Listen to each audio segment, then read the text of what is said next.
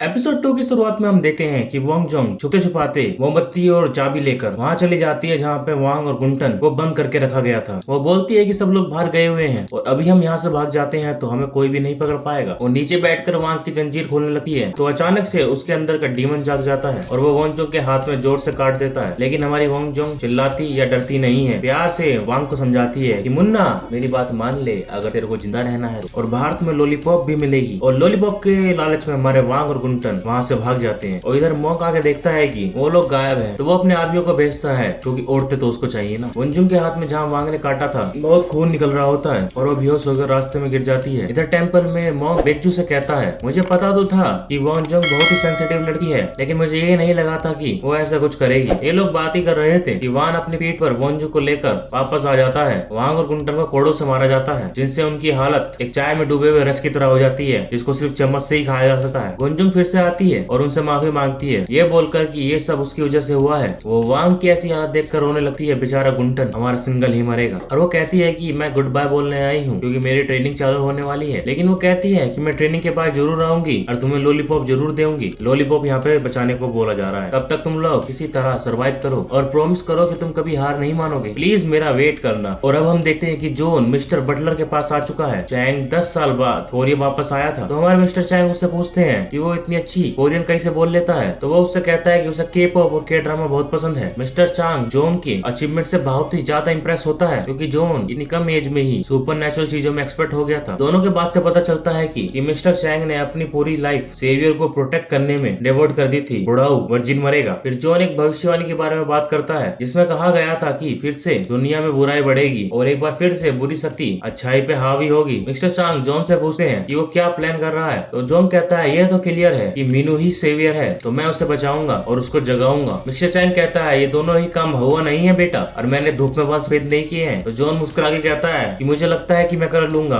और बुढ़ाऊ मेरे भी बाल एक दिन सफेद होंगे तो काले करने का राज जरूर बताइए। तो मिस्टर चैंग हमारे जॉन से कहते हैं कि मीनू से इंट्रोड्यूस ये बोलकर कराएंगे कि वो उनका रिलेटिव है। मिस्टर चैंग फिर अकेले अंदर जाते हैं तो उन्हें मिनहो का कॉल आता है, लेकिन नेटवर्क खराब होने के चक्कर में वो उसकी बातें सुन ही नहीं पाता। दूसरी तरफ हम मिनहो को देखते हैं जो कि उस मिनिस्टर से बचने के लिए भाग रही होती है और हमारे डीमन ने उसको पकड़ भी लिया था और मान नहीं वाला था। लेकिन तभी वहाँ पे हमारे कैप्टन अमेरिका AKA द वांग आ जाते हैं। वांग फिर एक चारों तरफ शील्ड बनाता है और डीमन से फाइट करके उसे खत्म कर देता है। डीमन बनने पे एक पत्थर बन जाता है जिसे वान उठा लेता है। उसी समय मिस्टर शैंक पुलिस के साथ मीहू के पास पहुंच जाते हैं और जब पुलिस वाले मीहू से पूछते हैं कि बेटा हुआ क्या, तुम जंगल में अकेली कैसे, तो डीमन की बातें करने शुरू कर देती है जिसे देखकर हमारे पुलिस वाले उसे पागल घोषित कर देते हैं और उस पर हंसने लगते हैं। मीनू मिस्टर चैंग से कहती है कि वो उसके डैड को कॉल करके जल्दी से जल्दी प्राइवेट जेट का इंतजाम करें, उसे सोयल वापस जाना है। पर मिस्टर चैंग CEO से बात करके यही कहते हैं कि मीनू बहुत ही थकी हुई है और परेशान थी और थोड़े रेस्ट से वो ठीक हो जाएगी। तो मीनू खुद कैब लेकर एयरपोर्ट पहुंच जाती है, लेकिन वो ब्लैक शैडो एक गार्ड पे कब्जा कर लेती है जिससे कि वो एक डीमन बन जाता है। इधर मीनू टिकट लेने के लिए अपनी ID कार्ड दिखाती है तो अटेंडेंट एक गार्ड को बुला लेती है जो उसे एक कमरे में ले जाता है। असल में उस सिक्योरिटी वाले को ऑर्डर मिला था मीनू को बचाने के लिए, हमारे मीनू को मन मारकर वहीं बैठना पड़ता है। तभी वहाँ पे वो डीमन बना हुआ सिक्योरिटी गार्ड आ जाता है। मीनू उसकी लाल आंखें देखकर समझ जाती है कि लोंडा भी हाई नशे में चला जा चुका है और वहाँ से भाग जाती है और वो डीमन उसका पीछा करता है। इस डीमन ने भी सुपर सिरिंज पी रखा था। भागकर हमारी मीनू बाहर आती है तो उसे गाड़ी देती है, उस गाड़ी के अंदर जाके छिप जाती है वो, लेकिन हमारे डीमन ने तो सुपर सिरिंज पी रखा था। वो गाड़ी के चिथड़े उड़ा उड़ा के मीनू को पकड़ने की कोशिश करता है, लेकिन अपनी जान बचाकर मीनू वहाँ से निकल जाती है। लेकिन पूरे 60 किलोमीटर प्रति घंटा की रफ्तार से डीमन उसका पीछा करता है। वो मीनू को पकड़ने वाला था तो मीनू ब्रेक लगाकर उसे गिरा देती है और उसे कुचल भी देती है और आगे बढ़ जाती है। फिर भी पता नहीं इस डीमन ने कौन सा सुपर सीरम पिया है कि मरता ही नहीं है। वो पीछे से कार के ऊपर चढ़ जाता है और कार का शीशा तोड़कर मीनू की तरफ अपना हाथ बढ़ाना शुरू करता है। उसी समय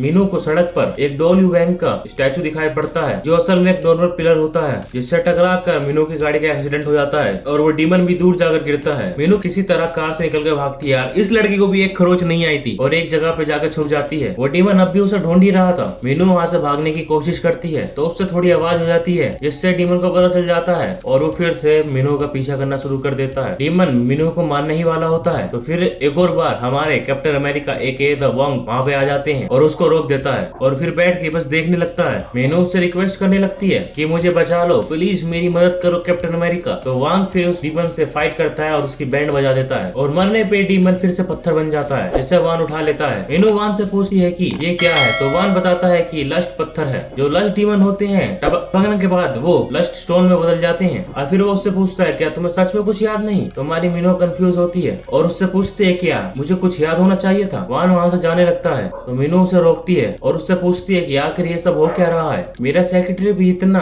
अजीब सा बन गया था। वान कहता है कि वो एक लस्ट डीमन बन चुका था। मीनू जो पूछती है कि ये लस्ट डीमन क्या होती हैं? तो वान बताता है कि लस्ट डीमन वो बुरी शक्ति है जो बहुत समय से दुनिया में है। वो इंसान को मारकर उनका शरीर लेकर दूसरे इंसानों के बीच रहते हैं। वो हर जगह हैं और वो कहीं से भी टपक सकते हैं। तो मीनू पूछते है क्या बस तुम ही उनको मार सकते हो? तो वान कहता है हाँ, क्योंकि मैंने सुपर सीरम वर्जन 2 पिया है। तो मीनू उससे पूछती है वो लोग आखिर मेरे पीछे क्यों पड़े हैं? तो वान कहता है कि ये तुम्हारी किस्मत है जो उन्हें तुम्हारी तरफ खींचती है। तुम कहीं भी चले जाओ तुम्हारे पीछे जरूर आएंगे। इंसान के रूप में भी तुम्हें जिंदा नहीं छोड़ेंगे वो। या तो तुम अपनी किस्मत को ब्लेम करो या तुम इस समस्या से लड़ो। ये बोलकर वांग हमारा वहाँ से चला जाता है। नेक्स्ट सीन में हम अगली सुबह का देखते हैं। जॉन मरे हुए डीमन का सैंपल इकट्ठा कर रहा होता है। वो इमेजिन कर पा रहा था कि उनके साथ क्या हुआ होगा। इधर वांग वेगजो से आके मिलता है। वो बोलती है कि अगर वो लड़की सच में वोंगजोंग है तो कोई साइन जरूर मिलेगा। अगर साइन उसका लाइट में चमके तो वो पक्का वोंगजोंग ही होगी। दूसरी तरफ जॉन मिस्टर चैंग से फोन पे बात कर रहा होता है और उससे बताता है कि वो टेसिस को फॉलो कर रहा है, पर ये इतना आसान नहीं होगा। जॉन फिर मिस्टर चैंग से पूछता है क्या कभी उन्होंने उस काले कोट वाले आदमी को देखा है? तो मिस्टर चैंग कहते हैं कि बहुत सालों पहले जब वो पहले बार जेजू आइलैंड आया था तब उससे मिला था। तो जॉन हमारा बहुत सारे क्वेश्चन पूछना चालू कर देता है कि वो कैसा दिखता है, या वो डरावना है, वो कौन से वेपन यूज करता है। मिस्टर चैंग कहते हैं जब तुम उससे मिलोगे तो तुम्हारी पतलून गीली हो जाएगी और डायपर पहन लेना उससे मिलते। सीन शिफ्ट होता है, हम मिनू को देखते हैं जो अपनी बॉडी में एक मार्क को छू रही होती है और वांग की कई बातें याद कर रही थी। और तभी अंदर मिस्टर चैंग आ जाते हैं और वो पूछती है कि आपने मुझे प्लेन में बैठने क्यों नहीं दिया? तो मिस्टर चैंग कहते हैं कि तुम अगर चली जाती तो फिर से तुम्हारी आंट तुम्हारे पीछे पड़ जाती और इस बार तो कंपनी से निकलवा ही देती। मिस्टर चैंग के जाने के बाद मीनू हमारी एक स्लीपिंग पिल खा लेती है और फिर लेटकर भगवान को याद करना शुरू कर देती है और कहती है कि मैं अब से मैं हर वीक टेंपल आऊंगी, बस मुझे बचा लीजिए। और फिर कुछ आवाज होती है। पहले से तो डर जाती है और रजाई के अंदर घुस जाती है। फिर हिम्मत जुटाकर खिड़की के बाहर देखने जाती है। तभी हमारा कैप्टन अमेरिका एके द वांग बिजली की रफ्तार से उसके कमरे में आ जाता है। मीनू उससे पूछती है कि यहाँ भी मेरे आसपास कोई डीमन था? तो वान एक पत्थर रखकर बोलता है नहीं पगली, पहले था अपन ने उसको टपका दिया। मीनू पूछती है कि ये लश डीमन कितने सारे हैं? फिर वान कहता है वो इतने हैं कि तुम गिन नहीं सकती। ये सुनकर मीनू और भी घबरा जाती है और कहने लगती है कि ऐसे में मैं जिंदा कैसे रहूंगी? क्या पूरी जिंदगी में कमरे में ही बंद रहूंगी? इससे अच्छा तो मर जाना होगा। बॉम तो मर ही चुकी है, आंट मुझे टपकाना चाहती है और डैड को तो कोई मतलब ही नहीं है। फिर थोड़ा रुक के मीनू कहती है एक काम क्यों नहीं करते, तुम मेरे बॉडीगार्ड बन जाओ। और मीनू हमारी एक कॉन्ट्रैक्ट भी रेडी कर देती है और वांग से उसका आइडेंटिफिकेशन मांगती है। लेकिन वांग के पास तो कुछ भी नहीं होता, ये हजारों साल से जिंदा है मुर्दा। तो फिर वो उसका नाम पूछती है तो वो उसको उसका नाम बताता है वांग। तो मीनू को और भी अजीब लगता है कि बस वांग इतना ही नाम है तेरा? मीनू कॉन्ट्रैक्ट आगे बढ़ाकर कहती है सैलरी तुम्हें जो भी चाहिए ऐसी जो मुझको भी चाहिए, लेकिन उसमें कोई मौत का खतरा नहीं होना चाहिए। वान वहाँ से उठकर जाने लगता है। मीनू उसे रोकती है और कहती है कि आज रात रुक जाओ, मेरी फटके 4 हो रखी है। वांग साइड में रखी स्लीपिंग पिल्स देखता है और फिर मीनू को देखता है जो कुछ बोलती हुई सो जाती है। वांग पास आकर बैठता है तो मीनू के बॉडी का मार्क देखा है। तो बाद जब मीनू उठती है तो देखती है कि वांग ने कॉन्ट्रैक्ट पे साइन कर दिया है पर सैलरी उसने कुछ भी नहीं लिखी। इधर वान एक ग्रेव पे आता है और याद करता है कि वुनजोंग ने अपना प्रॉमिस पूरा करा था। वो बड़े होने पे वापस आई थी वान को बचाने, लेकिन हमारे वांग के अंदर का डीमन जाग गया था। लोंडिया इतनी खूबसूरत जो है, पर ये क्या उसने तो उसे मार डाला था। और हमारा एपिसोड होता है यहीं पे खत्म। जिसको एपिसोड पसंद आया हो भाई चैनल को सब्सक्राइब कर लो, वीडियो को लाइक कर दो और बेल नोटिफिकेशन को ऑल पे सेट कर दो। मैं मिलता हूँ इसके आपको अगले एपिसोड में।